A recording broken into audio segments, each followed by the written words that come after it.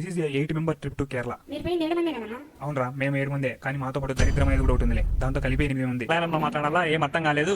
వాడేమో తొందరగా రావయ్యా అంటే 9:30 10 గంటలకు వస్తానంటాడు. ఇక్కడ కనిపించే వాళ్ళు మా ఫ్రెండ్స్.